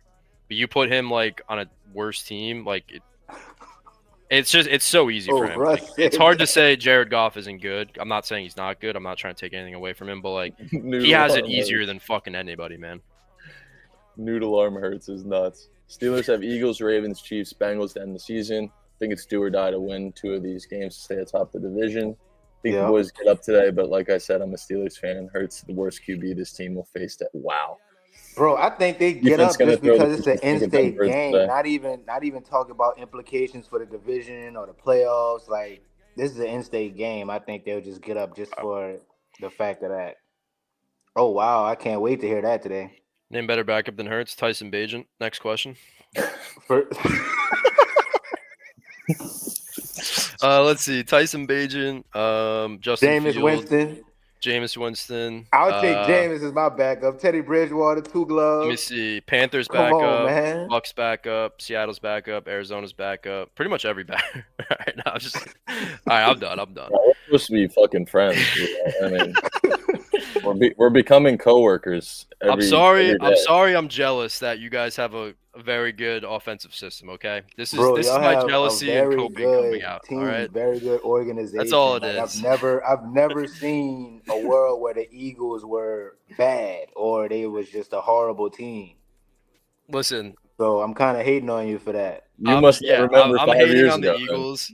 I'm hating on the Eagles because you guys have a good roster. Okay, that's it. All right. Fair. All right. Let's move on. I don't know. I hope Hurts proves me wrong, dude. I really do. But I just think he should be – I honestly think he should be doing what Jared Goff's doing to a certain extent. Like, it should look easy for Hurts, and I feel like it doesn't. I guess that's my point. But the one thing I will say – I agree with that. The one thing I will say, the game against the Chiefs in the Super Bowl, he did really impress me, but I feel like he absolutely peaked at that point. Because he played very fucking good in that game. I will never go back on that. He absolutely let's be real though. That was a good ass game. The last thing I'll have to say about Jalen Hurts, like if you watched Eagles football last year, the Achilles heel to that team was him turning the ball over. And he's done a lot better job of not turning the ball over. And like you say, that's an easy thing to do, but he made a major step in that category. I mean, there's a guy with double-digit interceptions last year, and I think he has 5 on the year. Granted, they've been feeding the fuck out of Saquon, but why wouldn't you? I mean, there's a reason Jalen Hurts hasn't thrown for 200 plus in fucking ages since Vietnam. It's because Saquon Barkley has looked like fucking prime Bo Jackson. Like, I mean, why would you throw the ball, especially with Jalen Hurts' turnover problems last year? So he hasn't thrown an interception since November 10th. Exactly. And there's a lot of us up here, at least I know I am. I'm on a season-long under on his interceptions, and I've been happy with the way he's been playing, obviously. Yep. So that's the last thing I'll say on him. I think he gets – I mean, whatever. He's a mid-quarterback, sure. He's probably going to throw for a shit ton of yards today with everyone saying that. It's fair. I guess it's more – I don't know. I just – like I said, I think the best way to put it for me is I think it should look very easy for him like it does for Goff, because to me it's very similar systems, and maybe it is coaching, right? Like, I mean, you hear about Sirianni all the time. Obviously, their GM has done a very good job at building. At the end of the day, dude, Jalen Hurts wins the big games too. He wins big games against any top tier, like the other top tier QBs. That's my point. He's not like out dueling them. It's not true, but it's not like he's just beating up on bad teams. Right. No, I agree. He's winning against good competition. Like, so we can revisit this, but I did forget this game in the Patriots game. This play quick. I took Douglas. I don't know if you guys know him, but like he's easily Drake May's favorite target, him and Henry, in my opinion. I do think they're going to be trailing. I do think the Cardinals, like we all said, put up points and kind of have a lead. And he's a target monster, and he's really good versus zone coverage. I think he's going to have a lot of success underneath. And that's pretty much it. I just think he's going to get a ton of targets to hit this line. I think it's 38. Seems high for him. 39.5. It is quite high, but I think the writing's on the wall, in my opinion. It's a really good matchup for him. I think they're going to be trailing. I think they're building that connection. Honestly, like, I'll be honest, I didn't write Drake May off. I don't know, maybe I had PTSD from fucking a UNC quarterback getting drafted that high. That could definitely be it, but I wanted to see him prove it. And honestly, he's looked really fucking good with this kind of crap roster that they have. So I think they're going to try and build connections with him. I think Pop Douglas is not great, but he's a solid slot option. He's a good receiver. And I think he's the clear, guy moving forward until they kind of sign that star receiver. So I really like him. Cool. Okay, that is fucking insane. Yeah, that's insane too. I was going to address that. That's crazy. Yes, I agree with that, McKibb. That's what I'm saying. Like, maybe it is the coaching. Like, not to revisit that, but maybe it is. Like, Sirianni's fed a top roster in the league every year. So, maybe it could be. Obviously, Ben Johnson is one of the best coordinators in the game right now. When he becomes a head coach, who knows? But hopefully it's the Saints. Cool. So let's move on to Buffalo, Detroit. It's funny, Royal, you're on the one running back, and I'm on the other running back. I know. I saw that. Who's on Sonic and who's on Knuckles? I honestly don't know which is which. Okay. Oh, you can come on. You can figure it out. Sonic's a speed demon. Okay. Yeah. That makes sense. Sorry, not to backtrack. Yeah, I do agree. Their slot corner is good. To me, it's like the volume he's gonna get, and like I said, Cardinals are heavy zone, so it's not gonna be like he's manning him up and clamping him one-on-one. It's just going to be the volume he's going to see. I think it's going to be a lot of quick game, a lot of screens, somebody said. And I just don't really think they're going to have the time to hit these deep shots, nor do they have the weapons. So that's kind of it. If you look at his game logs, his longest reception is not the line, but like the actual number is close to 20. Like, he gets a screen and he kind of does it all after the catch. So it's not that he's going to be catching balls 15 yards down the field. It's more so they're going to get it to him quick, and he's going to do some damage after that. That's all. He is good, though. That Cardinals, I'm forgetting his name right now. But he is good. For me, dude, I love Demont today. And I'm not saying that Gibbs can't hit, but I like Demont a little bit better. He's had just straight, every time he zigs, he zags the following week. Not to mention, I was looking at his attempts line. It's fucking high as shit. 14.5 juice to the over is the highest that it's been since what I'm seeing since September when they played Seattle. So I'm just reading more so into the attempts line. I think both these guys will have a big day. There's a super high total. I'm not going to get involved with it. I think it's ticking down some places, but I do like offense in terms of the Lions on the ground today. I don't love Gibbs, but I think Demont is definitely the look I'm going to get there with. It's a guy that every week he goes under. The following week he soars, man. And seeing his attempts line this high, so everything's really making sense for me. To kind of play that area. I think. Are you playing Gibbs receiving as well, or are you just rushing? The reason I took Gibbs is because this is it's the Bills' front seven and D line is just. I think both are going to eat, honestly. Yeah, exactly. The Bills' pass rush is pretty decent, but their run defense is not great. You're getting Milano back from a torn bicep or whatever it was. Obviously he's a great player, but he needs some time to fully get healthy. Terrell Bernard's been banged up all year. Their starting safety Taylor Rapp's kind of banged up. Their run defense is just not great. And exactly the way that I'm reading this is there's going to be massive rushing lanes, and I think Gibbs, with his ability and his speed and his home run ability, he's going to hit. If he hits this, it's not going to be Gibbs is getting 15 carries and getting 10 a pop. He's going to break a 50-yarder and then just kind of go over from there. That's why I took him, because like I said, I think there's going to be a lot of opportunities for a huge home run. And I think it's going to be him. I think he breaks 30, 40-yarder. Maybe I should have just played longest, but I think he's going to hit a home run. I think he's going to have a couple of explosive runs. And that's not to take anything away from Montgomery. I think that's the other thing too. If they're down, I think they're going to use Gibbs with his, again, home run ability, where Monty, they kind of just chew the clock and use him in short yardage. So that's the other thing. Plus, we always see jet sweeps and shit with him and his rounds.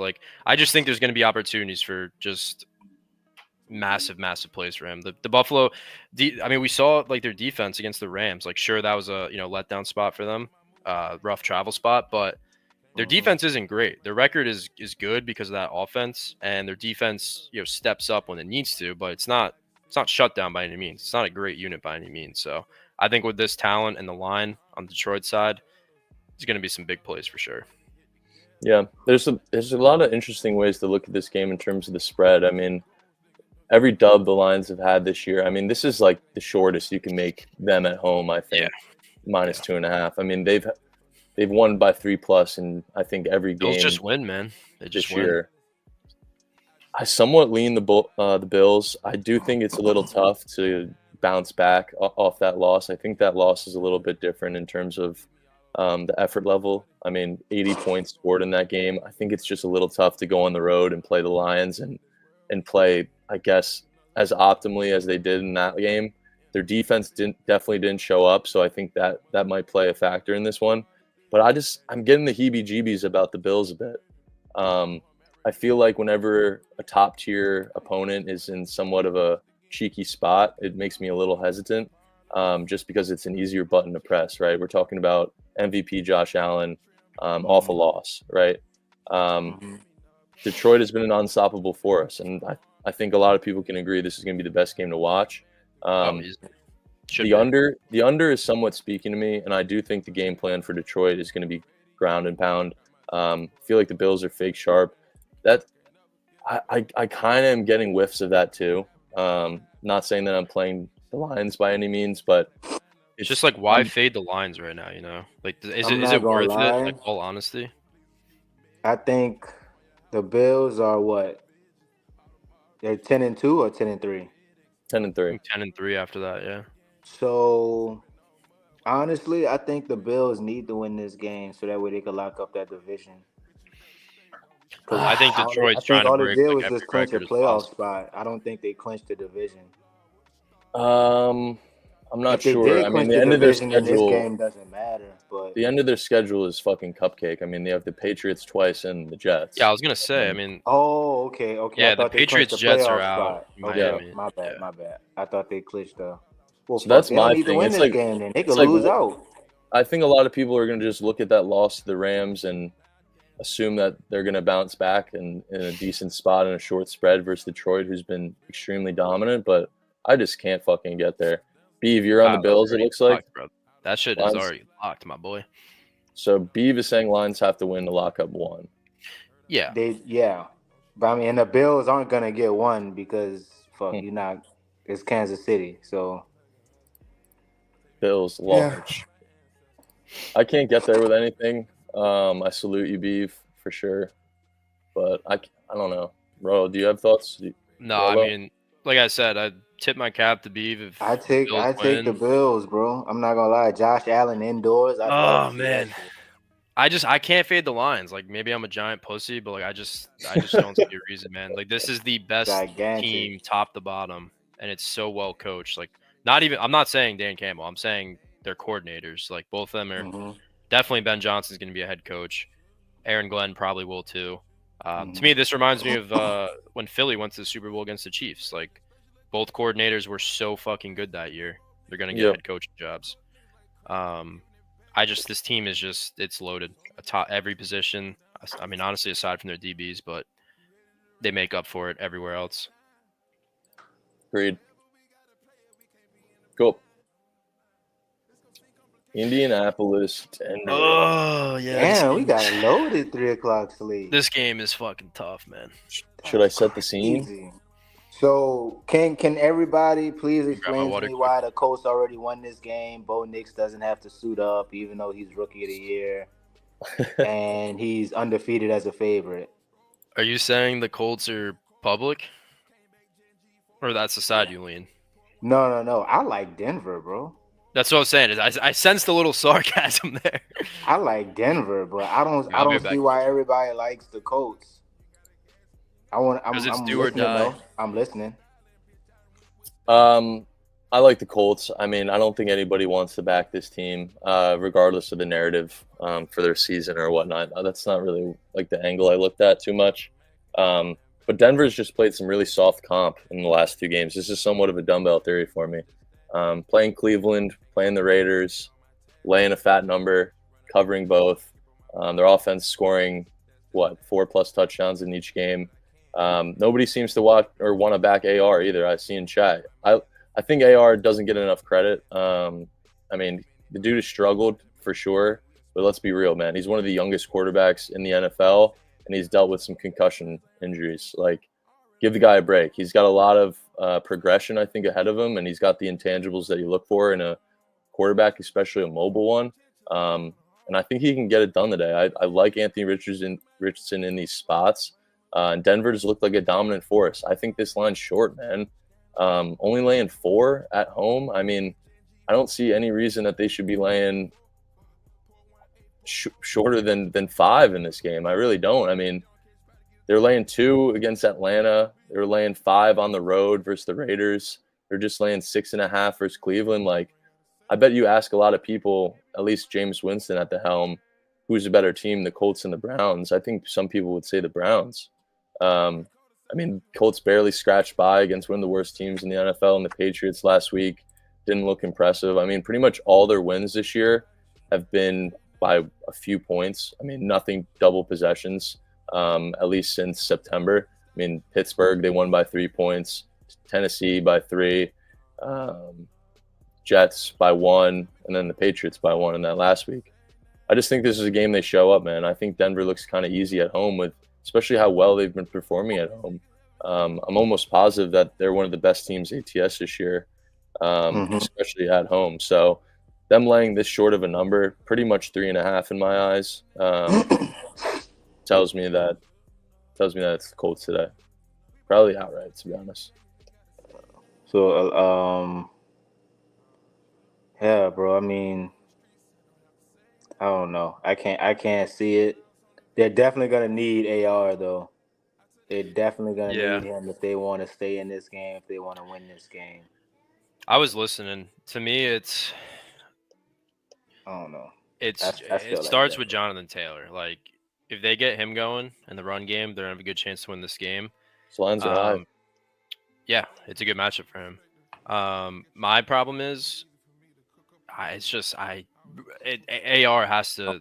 He's got to ball out. To me, it's all on him. This is a very good secondary. Denver's very good coverage. This is a very, very tough atmosphere to play in. I don't think it's high, Brownlee, the total. No, I mean, I don't think it's like crazy high. Like, Colts defense is bad. It's not great. And that's kind of like what scares me a little bit, is I think Denver should be able to move the ball and score. Not like with ease. I'm sure there'll be some hiccups, but they really shouldn't have an issue, in my opinion. It's if the Colts can match that. If AR turns the ball over a ton, like he's done, or if he's missing throws, like, they don't have a shot. They're just going to load the box. And if you load the box and stop Taylor and make AR beat you through the air, very tough to win in that instance, at least at this point, because he's so young and doesn't have a ton of experience, and he does have a lot of issues. He does have a lot of flaws, but again, he can easily fix those. But it's a tough matchup, but their season is on the line, I'm pretty sure. I'm staying far away just because, I mean, to me, Surtain's going to take away Josh Downs. I'm assuming that's who he'll be on. Pittman's been god-awful this year. I don't know what's good with him. And, I mean, Pierce and Mitchell are not really terrifying options. They're going to connect for a 40-yard pass. Yeah, twice. Potentially. Broncos play a ton of man, so, I mean, honestly, it's a good game for AR rushing yards if they're down.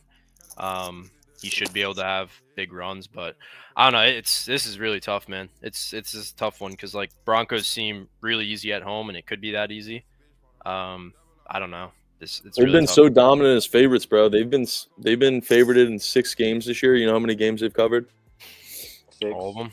6. Yeah. So, I mean, I think it's a great spot. I could be wrong. I could get burned. I mean, Denver has been just a wagon this year. I don't hate it. I'm fading they could run all over him. I'm fading 2 ATS wagons, the 2 best ATS teams in the NFL today, the Steelers and the Broncos. So, should be interesting. Could be in ratchet early. Yeah, I simply can't get a read on this game. It's tough with AR because when he's on, man, he's tough to stop. Obviously, he's uber talented, but this is it's tough secondary, that's for sure. But Bo Nix has definitely showed us that those 8 years in college paid off. Bro looks Well, that's the unbelievable thing, man. right They now. they have a great offensive line. They got a good weapon in Sutton and got some sporting. Like they have a good team, man. Like kind of said it all year. Broncos could be a good team if Nix could perform, and he has. So that's insane. If the Giants win today, like I don't know if I'll ever touch an NFL side again. I mean so let me think. The Ravens lost earlier this season To the Raiders, yeah. and that was a fat spread. Yeah, but it's so different now. Yeah, it is, but I mean, Giants don't want to win, but like they don't want to win, but they want to compete. I didn't think that they were going to cover last week against the Saints. Riley Moss is out. It's a good point. I don't know. Yeah, it's tough. No, we didn't.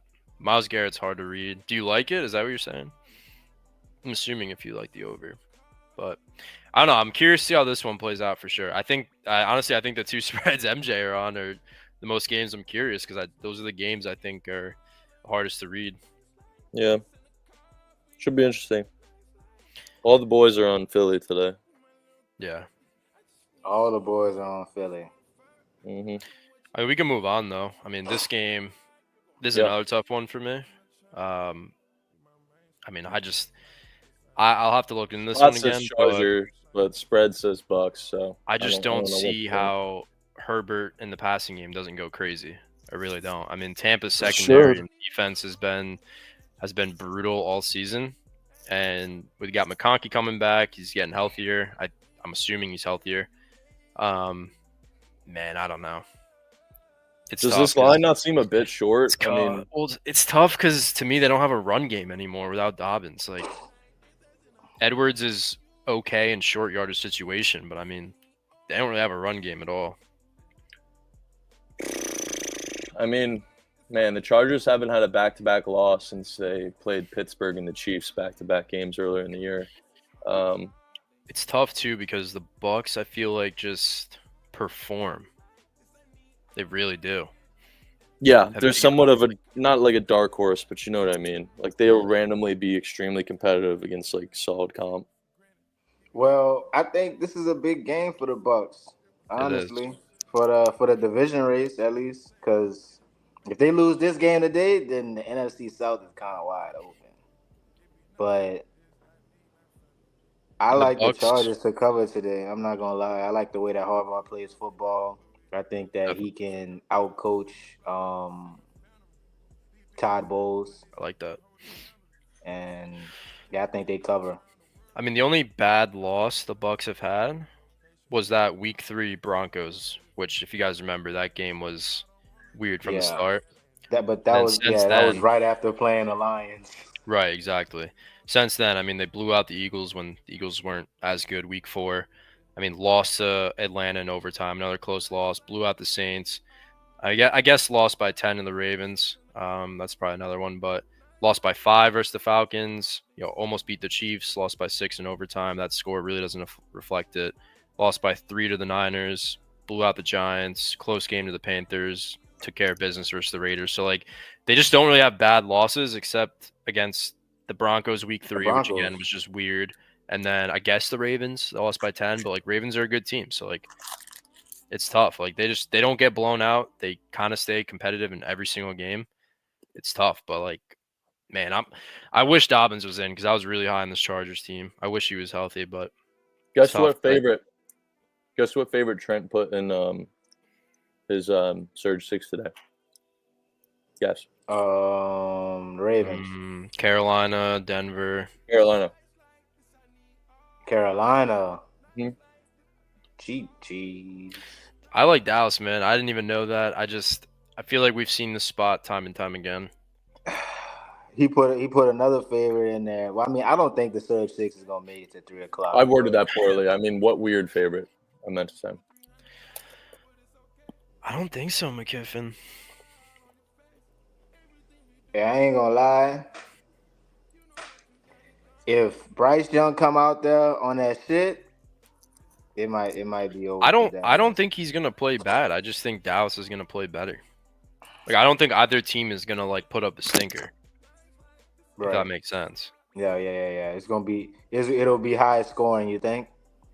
Or just really competitive? Nothing crazy. Yeah, more so competitive. Like, to me, again, I don't want to harp on it, but it's like this is the game. Like, Carolina should win, right? Should have beat the Eagles, almost beat the Chiefs, overtime to the Bucks. Now they're finally favored, right? In 33 home. games, they should win this one. They should. Like I said, I mean, it's worked for me in the past. It worked in college this year. So, like I said, I'm not taking it. I'm not saying Cowboys is a lock. It's my favorite play. It's just obviously this game is, one of the more talked about ones because the Panthers are playing well and everyone likes seeing Bryce Young succeed.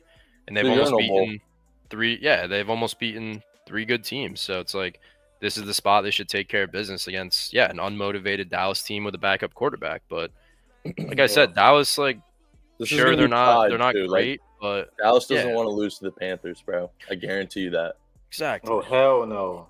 And like I said, Cooper Rush isn't losing them games. He's not turning the ball over. He's not playing terrible. He's just not a star QB. Yes, Dallas' season has not been anything close to what I think a lot of people expected them, especially with the quarterback situation. Like, no one can control that. But, like, you think, like, I'm putting myself in some of these guys' shoes. Like, yes, our season's over, but I'm not going to roll over to the fucking Panthers. Like, that's my mentality. I want to kill these fools. We're underdogs to the Panthers today. You know they all know that. That's bulletin board material, bro. I'd be nervous. Yeah, that's the way I'm reading it too. Like I said, they got talent all over that team.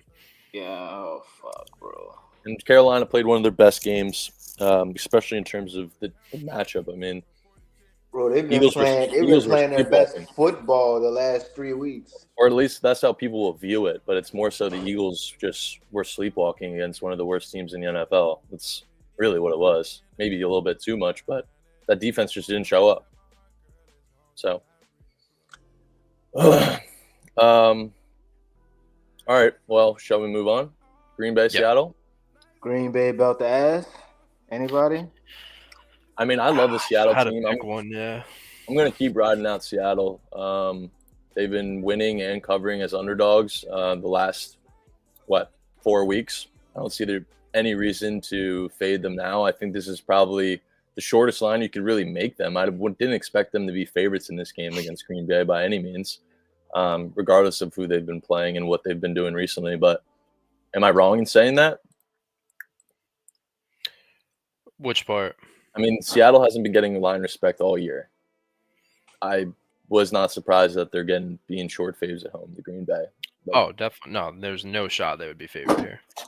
Right. No, I definitely do lean Green Bay. Obviously, it's a little scary just because Seattle's kind of finding their way right now, but I'm still not fully sold on Seattle. I think they're good, don't get me wrong, but I don't think they're in the chase for anything aside from their division, but that division's kind of been a shit show all year. But I just think, man, obviously it was the Lions, almost beat them, right? Close game, but I think Green Bay's got too much firepower, man. I think LaFleur is going to outcoach McDonald. And it's just, I don't really know how to explain it. I lean Green Bay here. I don't want to call Seattle fraudulent because they're not, but man, it's a tough spot to back them. I like Green Bay strictly for the playoff implications. Considering how stacked the NFC North is, they're 9-4 playing for a wild card. Yeah, I don't know. I mean, like I said, I just need to see more from Seattle. Like, their defense and everything has been shaky all season, and now it seems like it's finally clicking. So, like, that definitely is a little hesitation for me, but man, I think it's a good spot for Green Bay's offense. Really? Oh, yeah. I think Green Bay scores, yeah, for sure. I like Geno's passing yards. I like T-Rain, what he said. Yeah. I mean, yeah, like I said, I wouldn't feel great fading Seattle. I think it's definitely tough to back them after, huge win against Arizona for that division. But I just think Green Bay's the better team, better coaching staff right now. I think Seattle still has some couple things to figuring out. I know they're, kind of on fire and finding their way, but this is one of the best coach offenses in the league, and they got a star running back. They got great weapons, and coming off a game versus the Lions that, again, arguably could have won. So that's a tough one for me. Seems like a prop game. I'm going to dive into that game. I couldn't really get there at first glance, but I know DK and Jair got some beef, so curious on that. But, man, JSN has been fucking unstoppable. And granted, I'm sure – I don't know, honestly, because Charbonnet is pretty fucking good, but Kenneth Walker was in. Like, would this line be plus 1.5? I don't know. That's another thing. I don't think Jair is playing. Is he? No, I know, but like I'm saying like DK, even if he is or isn't. Oh, like, DK should go off. That's what I'm saying. Like he hates the Packers to begin with. But the only thing that can stop DK at this point is his hands. And Jackson. That nigga cannot catch a ball. That's why Jackson Smith is going crazy, because he's just somebody I would trust more, honestly. Yeah, Walker's out. I would. Like I said, obviously I'm not a line maker. I don't know if that would affect it, but like I said, I mean, we kind of said it all year. Like Charbonnet, one of the best RB2s in the league, and they drafted him high for a reason. Granted, it was probably Pete Carroll, but he's a good player, is my point. Very good player, and we saw it last week. Yep. So honestly, it's probably not, the more I think about it, because I like Walker. He's a dog, but Charbonnet's pretty fucking good. Cool. Yeah, this game's so tough, man. It really is. Chicago, Minnesota. I honestly don't think that. Oh, last thing before we move on, I think that the Seattle game, Seattle's division, that's the NFC West. Mm-hmm. That'll be decided January 5th when they play the Rams. Yeah, this is Seattle's prove it game in my opinion. They've been playing well the past few weeks. Defense is starting to click. Honestly, it's kind of weird. They have a whole new linebacker core second half of the season. Honestly, it's playing very well. Like, everything is starting to click. This is to put it all together and show like the league they're a force, like come in the playoffs. So yeah, I agree, T-Rain. It's a prove it game for Seattle. You know what you have in Green Bay. We know they're obviously in contention. I don't think they have the defense for a Super Bowl, but I mean, obviously they're a great coach team, great roster. So like they're obviously in the picture, but you know what you have with Green Bay. They're one of the better teams in the league. This is a prove it game for Seattle. So that's why it's stay away from me, man. Yep. Because Seattle could shit the bed. Like I said, I don't think Geno's a QB that's going to win you a playoff game or get you the Super Bowl. So that's why I'm always hesitant with them. But they have a great scheme. They got a great team. I mean, their line's a little shaky, but their weapons are crazy. They're going to throw it a shit ton. So Green Bay's flawless off a loss this year as well. Yeah. So something to keep in mind. All right. You mentioned Chicago. That's tomorrow. But yeah, I'm terrified. I was kind of dancing around it last week with the Niners, right? I said, like, I'm not taking the blind head coach tail because you're getting a pissed off fucking Niners team that got embarrassed multiple weeks in a row. And yeah, they showed it. I mean, the other thing too, what I was saying, everyone clowned me for it. Yes, Eberflus was a shit head coach with a lot of laughable moments looking back, but like, he's a solid defensive coordinator, and that fucking showed. We got, I don't even want to know, I like embarrassed. Like, a rookie fourth string running back literally looked like fucking Saquon out there. Like, I could have fucking ran the ball against that team. So like, I actually like what Dejan said. We almost beat fucking Minnesota last time. Now they have, what was that, 2 or 3 weeks ago? They have so much tape from that game. And you're getting Kevin O'Connell, you're getting, I always forget the DC's name, Flores. These two are going to come up with a much better fucking game plan than Thomas Brown is, who was our passing game coordinator to start the season. Like, that's, to me, that's all it is. Like, I think Minnesota wipes the fucking floor with us. Like, you're getting two of the best, one of the best offensive coaches in football, one of the best defensive coaches in football, game planning against, I don't even know what you want to call our coaching staff. We don't have a coaching staff. Like, I don't see a world where this game's close.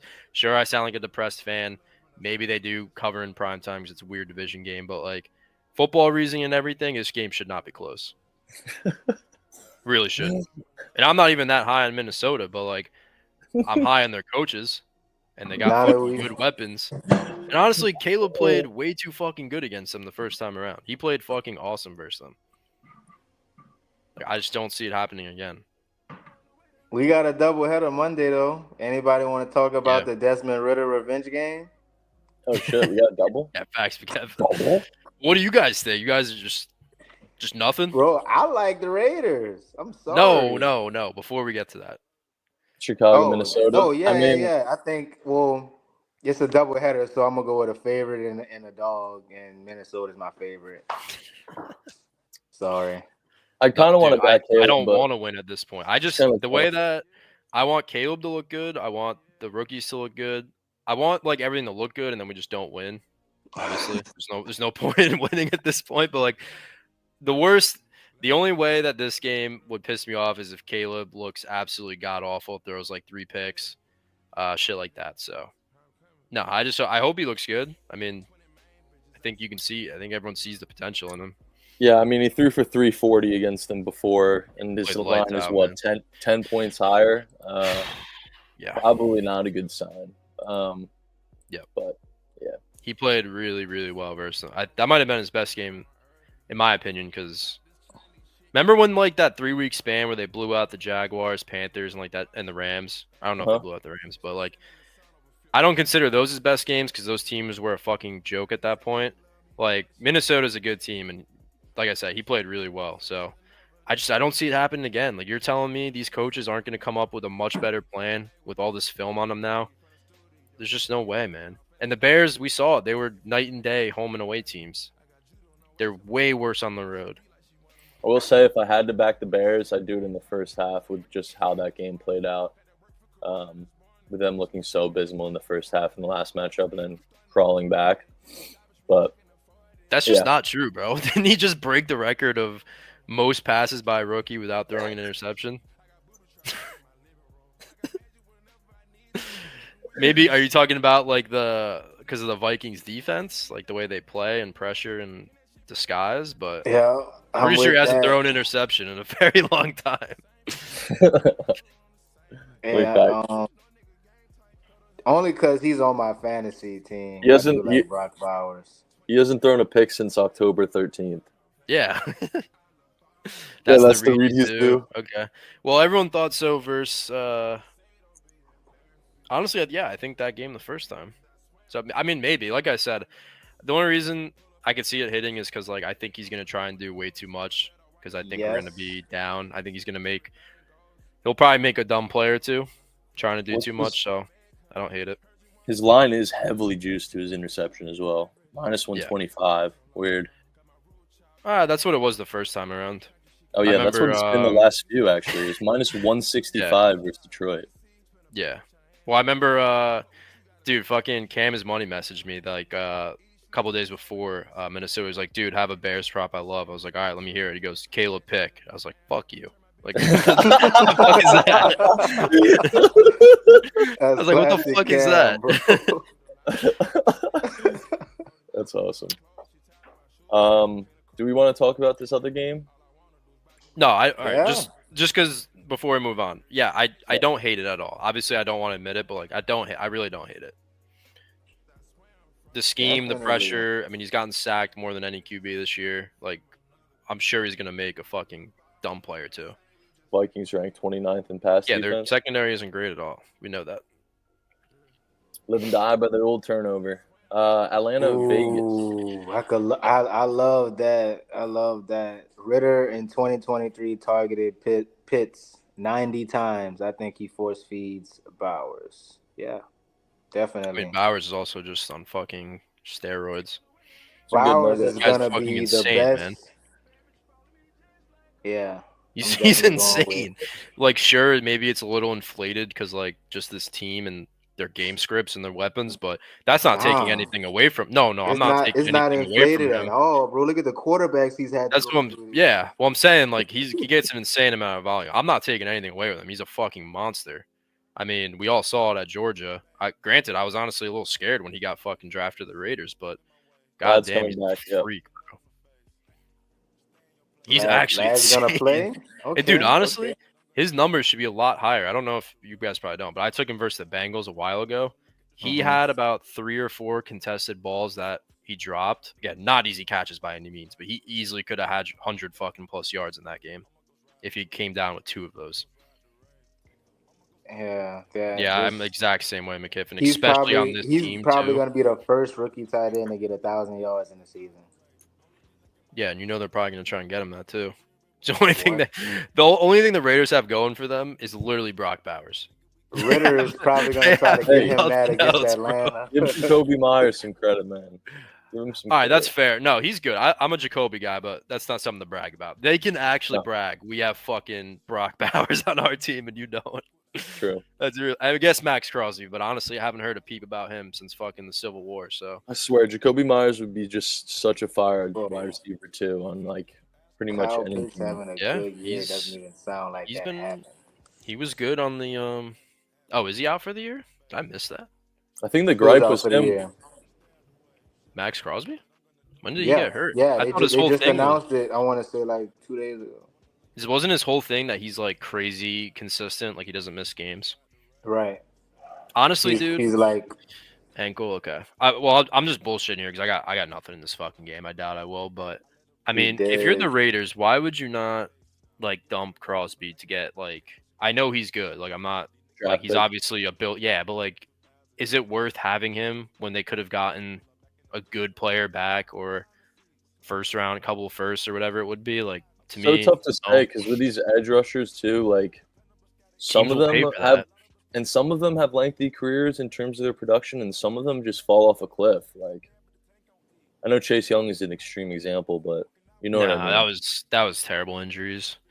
Yeah, Crosby's someone you don't trade. Normally, I would agree, but like they need so much more. He's kind of the heart and soul of the team, though. You know what I mean? I feel like he's like the leader in the locker room as well. Oh, 100%. But like, it's not helping them win. Like, they could have gotten at least a first, maybe even 2. I doubt it, but first couple of they would have gotten a haul for him, in my opinion. Yeah, I think the biggest. Who the fuck is Parker Washington? He's a Jaguars guy. It's pretty solid. Oh, okay. Tight end?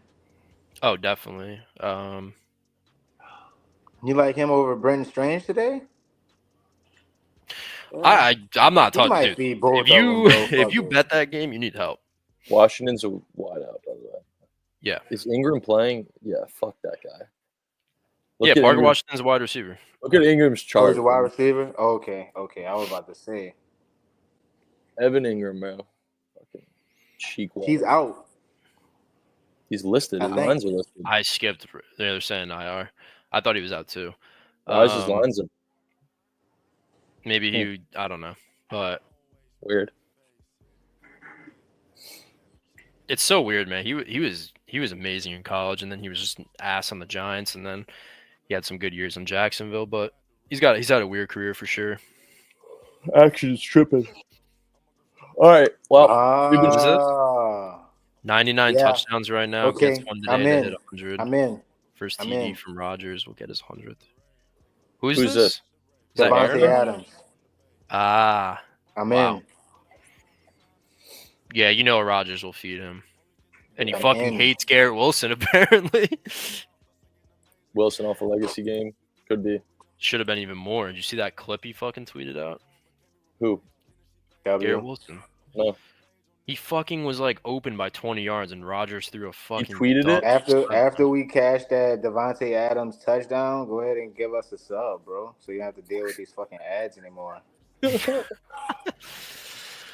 Awesome. I mean, I think there's a lot of good spots in this slate. I tried to get in the tackle market, but just couldn't. There's so many spots I like. I think the one that's my favorite would be the Patriots linebacker, Tavai. I mean, it's pretty obvious why, right? We think the Cardinals are going to score and move the ball. Mm-hmm. Connor's probably going to see 20 carries if the game script's correct. So W, brother. Appreciate first time chatter. And he's giving us Davante Adams nuggets. Yeah. Where'd you find us from? Serious. We love those nuggets, by the way. Who doesn't love a dirty whore, though, right?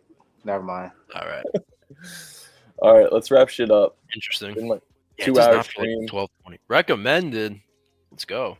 Oh, let's go, Twitch. Shout out Twitch, man. Let's go. Well, unfortunately, I wish I saw you yesterday because the boys had a legacy day in the college hardwood. Yeah. If you next want Saturday is going to be the same. You want to plug it one more time? The people know. All right, let's get a song to send us I appreciate off. you, though, for real, brother. Hope to see you more often. Let's get this going here. All right, chat. Drop a test, dude. Oh, all right. Wait. Yeah. I told Vinny, our guy, fucking Vinny, we would go over this quick. A couple minutes tops. He has to start one. This is fantasy playoffs. Vinny Diaz. The guy's always fucking in here. We got to dedicate this to him. He's got to start one of Devontae Adams, Ladd McConkey, or Marvin Harrison fantasy playoffs. I mean, after what Banger just said, I think it should be Devontae Adams. I was leaning Devontae to start because Ladd's obviously banged up. Marvin is very hit or miss. I think Adams is the safest by far. Bro, yeah.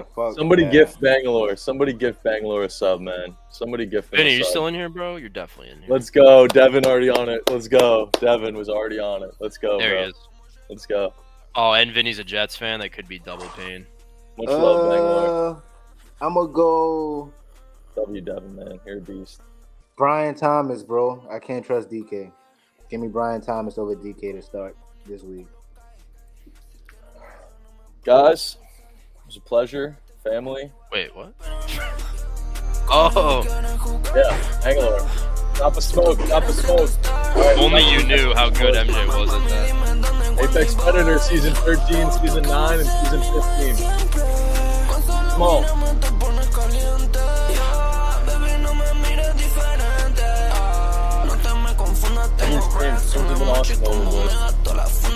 Jake Ferguson over receiving yards, Bangalore. Jake Ferguson over receiving yards. My favorite play. Our Twitters are all our names right here. Just gotta search this up. Search that up. And our ats are our names right here. He'll see the tweet from yesterday. Yeah. All right, cool. I'm fucking starving, but that was a great stream. Great fucking stream, gentlemen. We will see you tomorrow. Good luck. Bye-bye. Ciao, Bela. Hey, I'm right back on their ass, yo. They done made me mad. I've spent a lot of time, yo. Constantly keep making cash, yo. I've been getting bag after bag, yo. Presidential shit, I rap my mad black, yo. Call me Mr. Glock, shooters in the front and back. Yeah, I'm on my mid this shit. These bitches coming in the pack, yo. These niggas pussy cat, straight cow, cat. Yeah, baby, I'm a player and my daddy was a Mac. Yo, James got me a hat that I need for the stream right here. This is my alter ego. I need the max scene. I need the max scene. Hey, I'm right back on their ass, yo. They done made me mad, I've been keeping calm, constantly keep making cash, yo. I've been getting bag after bag, yo. Presidential shit, I rap my